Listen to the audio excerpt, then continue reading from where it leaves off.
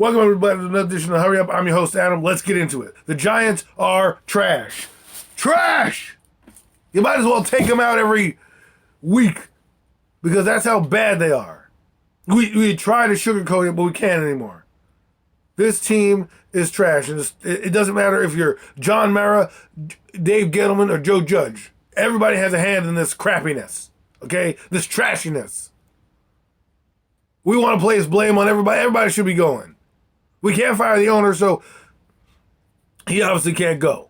Okay, we want to point fingers at Judge. We want to point fingers at Dave. We want to point fingers at everybody. The whole team stinks. It needs a whole house cleaning. And the worst part about it is, as Giant fans, we're fighting with each other. Why? Because we're too busy worried about trying to get our points across and being right. The whole team sucks. That's what we could agree on. Yeah, they win games here and there. But we know this team is not playoff bound. We should have had a better understanding of that, but we didn't. We took the free agency signings of Adoree Jackson and Kenny Golladay and said, we're going to be good this year. Because guess what? Last year we were fighting for the division in a crappy division. And here we are, had high expectations, and we're the caboose of the division. This team is trash, like I said. Trash. You might as well throw them out. It's almost pointless to watch every week. I'm going to because I'm a fan and I love football and I love this team. That's why I'm so passionate about it every week. That's why I come on here and make videos explaining and talking and discussing this stuff to get it out there. You may not like my opinion. That's fine. You may not agree with everything I say. And that's fine too. And we're allowed to do that. That's what we are. We're people. We're Giant fans. We are allowed to have open discussion and dialogue. There's one thing we can all agree with, that this team stinks. No ifs, ands, or buts about it. These games are 50-50 games that they're supposed to be winning. Against teams that are 5-7 Dolphins? You're a 4-7 Giant team. They're one game better than you. No excuse. Their offensive line, who people have told me and even announcers were saying, well, the Dolphins' offensive line is a weakness. Maybe the Giants can take advantage. With who? What edge rusher? What game has led you to believe the Giants can take on any offensive line, regardless of how good or bad they are? Yeah, sure they had 2 sacks. Great. All right.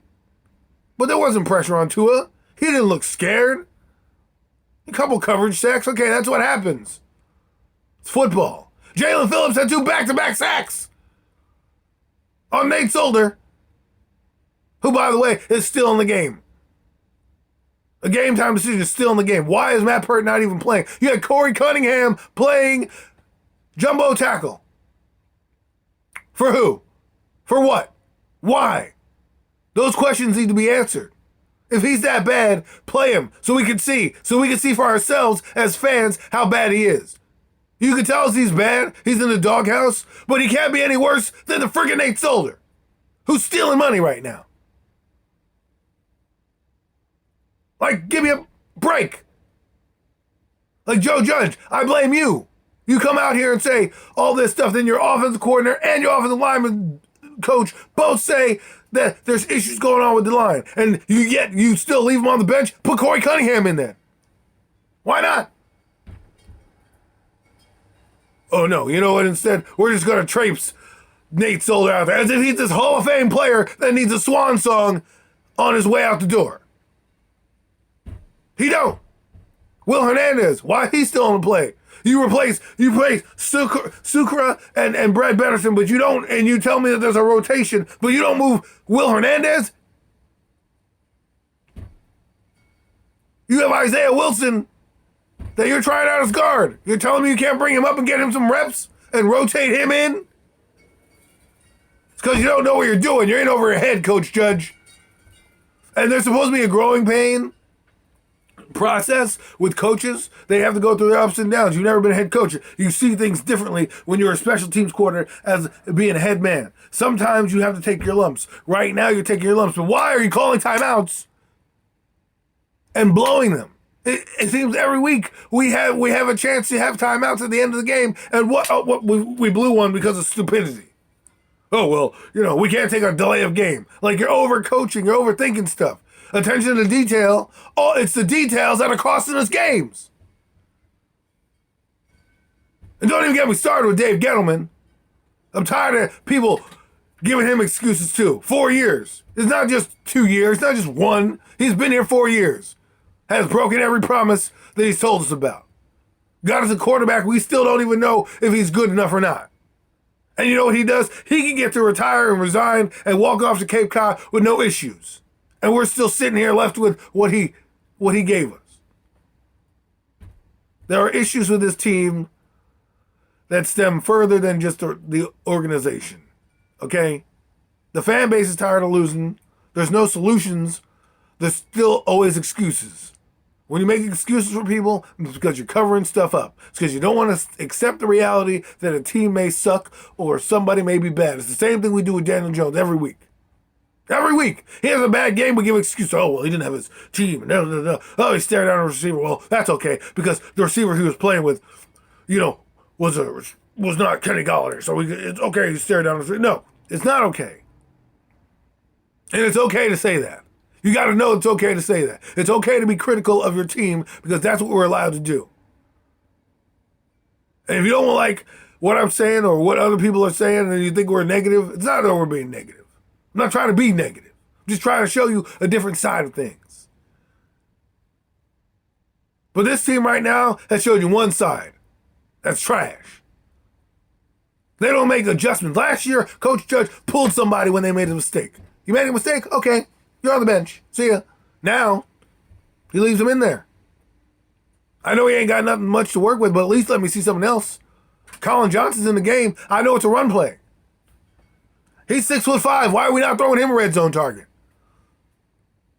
We finally starting to throw the ball downfield, and we have a quarterback in Mike Glennon who can't do anything. Why? Because we don't want to hurt the ego of Daniel Jones, so we brought in somebody who's not going to challenge or threaten his starting position. And that's what we did with Eli Manning for most of his years. Eli turned it around. But this year, if you're going to keep Dan Jones next year, you got to bring in somebody else to combat him. And say, listen, if you're struggling or you're having an off day or you're just flat out stink, I'm going to go down with somebody else. Because that's what Joe Judge has to do. Next year, Joe Judge has to make the hard decision. Can't just rest in your laurel. He ain't got no rings. He got rings from Belichick. He ain't got no rings to rest his hat on. Let me tell you something, though. If Sean Payton, Mike Tomlinson, one of those guys come available, I wouldn't mind looking at him. I wouldn't. Joe Judge, you've done nothing. Right now, you're 10 wins in your last 2 seasons. 10 wins. You're on par with Pat Shurmur. Heck, even McAdoo has more wins than that. He had 1 season with 11. And he went on a free agent spending spree and did exactly what you needed to do when you went on a free agent spending spree. Went to the playoffs. We went on a free agent spending spree this year, and I heard people telling me 12-5, all this, that, and the other thing. But here we are, again, with another team that probably is not going to make the playoffs. That we're going to see on the golf course January 10th, right after the Redskins, who, by the way, are in the hunt for the playoffs. And won again, and are on a hot streak, and are trying to fight with a backup quarterback as their starter. Yet we're sitting here complaining. $72 million receiver in and out of the lineup. $28 million cornerback in and out of the lineup.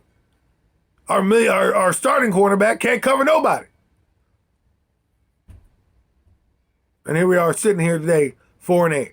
A fan base that's embarrassed, a laughingstock in the NFL. Even the Lions have a win. And their coach goes up there and you believe in everything that he says. Our coach goes up there and says, well, I see progress. What progress, coach? We lost again. We lost our 8th game. How is that progress?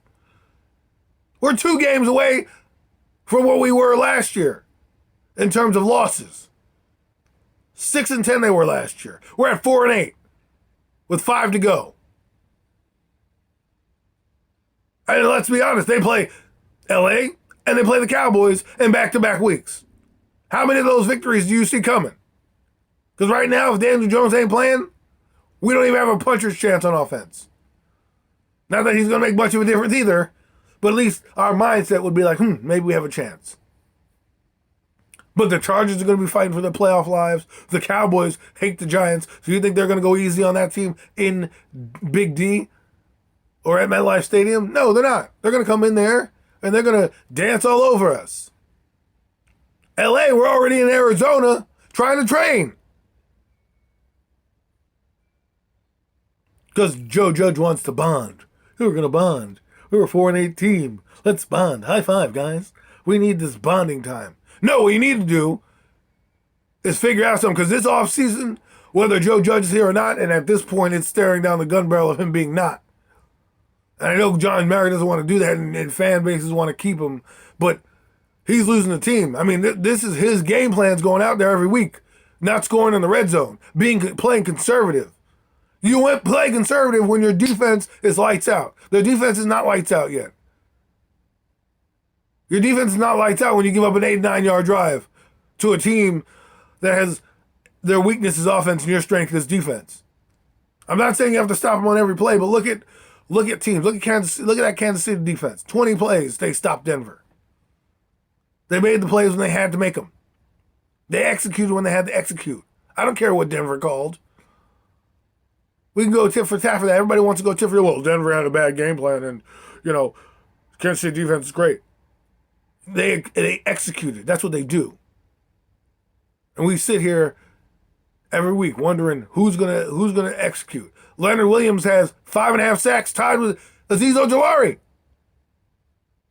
He had 11.5 last year. We have 5 games to go.